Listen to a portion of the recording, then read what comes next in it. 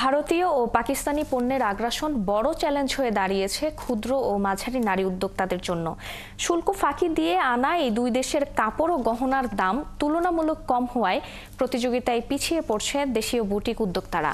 SME ফাউন্ডেশনের ব্যবস্থাপনা পরিচালক জানিয়েছেন, আসছে বাজেটে এই আগ্রাসন বন্ধে কার্যকর ব্যবস্থা নিতে এনবিআরকে অনুরোধ করা হবে। রুহুল আমিনের রিপোর্ট। অনলাইনে পণ্য বিক্রি করেন এমন নারী উদ্যোক্তাদের জন্য ক্রেতার কাছে সরাসরি পণ্য বিক্রির এই আয়োজন চলছে রাজধানীর ধানমন্ডিতে। নারী দিবস ও ঈদ উপলক্ষে এই আয়োজন করে হারি ট্রেড। অংশ নিয়েছেন পোশাক, গয়না, ঘর সাজানোর পণ্য উৎপাদনকারী উদ্যোক্তারা। মেলায় সবচেয়ে বেশি অংশগ্রহণ নারীদের কাপড় প্রস্তুতকারী উদ্যোক্তাদের। তাদেরই একজন শাম্মী আক্তার। নজরকাড়া এসব পোশাকের নকশা নিজেই করেন শাম্মী, বিক্রি করেন অনলাইনে।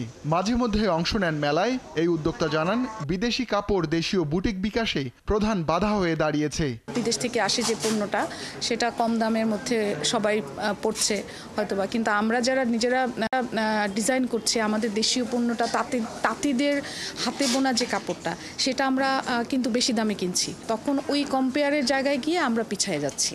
একই অভিজ্ঞতার কথা জানান আরেক উদ্যোক্তা শামসুন নাহার। আমি কমন জিনিস পরবো, বাইরের একটা প্রোডাক্টকে আমি পরবো না, আমি আমার দেশি প্রোডাক্ট পরবো এবং সুন্দরের মধ্যে রুচিশীল কিছু পরবো। এটা জাস্ট রুচির বিষয়, আর কিছুই না। বিদেশি পণ্যের আগ্রাসনের পাশাপাশি দক্ষ জনবলের অভাব বড় সমস্যা জানিয়েছেন উদ্যোক্তা নাইমুন নাহার।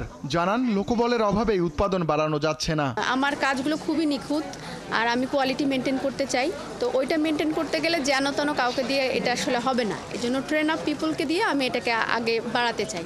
সম্প্রতি একটি গণমাধ্যমে প্রকাশিত প্রতিবেদনে বিদেশি শাড়ির আগ্রাসনের ভয়াবহতা উঠে আসে। প্রতিবেদনে বলা হয়, ভারত থেকে বৈধ পথে গত 5 বছরে একটি শাড়িও আমদানি হয়নি, কিন্তু বাজারে হাত বাড়ালেই মেলে। জাতীয় রাজস্ব বোর্ডের সাথে আমরা এই ব্যাপারে বসবো, যাতে করে ওই যে আপনার পাকিস্তানি এবং ভারতীয় যে কাপড় চোপড় যেগুলো আসে, এগুলোর যাতে উচ্চ শুল্ক হার আরোপ করা হয়। অবৈধ চ্যানেল অনেকগুলো আসে, সেই কথাও আমরা বাণিজ্য মন্ত্রণালয় বা এনবিআর তাদেরকে আমরা অবহিত করে থাকি প্রতি বছরেই। এবার আমরা আরও বেশি জোর দিয়ে আমরা বলবো। গবেষণা বলছে, ব্যাংক ঋণের অভাব, বাজারে সীমিত প্রবেশাধিকার ও পরিচর্যার অভাব নারী উদ্যোক্তাদের বিকাশে অন্যতম বাধা। এসব বাধা দূর করতে সরকারি বেসরকারি উদ্যোগ দরকার বলে জানান এসএমই খাতের নারীরা। রুহুল আমিন, ৭১, ঢাকা।